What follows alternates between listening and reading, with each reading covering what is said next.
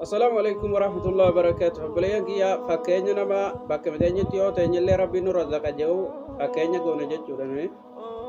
Kisah tokko tu jani osoo naggaadin tokko naggadataa jiru jana olii gadi deeme simbirroo cabduu takka kabaatisan isii cabduudha argee jalla kaciif akkamitti nyaate si fidatu dandeessi jeeti yaade jana oduma dhaabbatee laaluun simbirroon takka qabdee dhufteenii jane yaani riskii alarraa bakka isin teessutti dhuftee nyaachiftii jana. Amma kanatti gurbaa yaadee jennaan saboo silaa hadisii rabbi irratti hirkattanii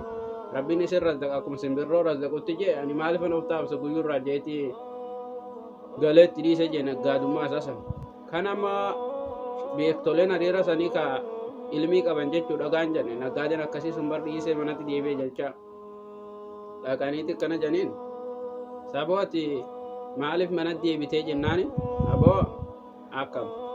osoo rabbi irratti hirkattanii rabbiin isin razzaqaa jechuu tokko jiraami anis akkasumatti rabbi irratti hirkadhee rabbiin rizqii isiitii yana nyaachisaa jeen simbirroo akkasii takkaan arge simbirroo takka kaaceeftu namni osoo lafattuu hafee inuma nyaachifama anis akkasumatti nyaatuu barbaadaa jeen rizqii rabbi akkana sooru jarri akkana jedhiin ati maaliifiin akka simbirrootti cabduu saniidha manatti qallabamuu barbaade akkasii deemtee fidduu sanii maaliif hin taane sa'aati hadiisa ergama rabbiin dhageenye jedhiin beektoleen sun maal jee jennaan المؤمن القوي خير من المؤمن الضعيف مؤمن جبان خجرا قسجد جودا كا وهندرت جبادا قالدا مؤمن دبرا كان جچتو جرا سنيفو من تيسو چچبسنيتي كاي ترا قد جنين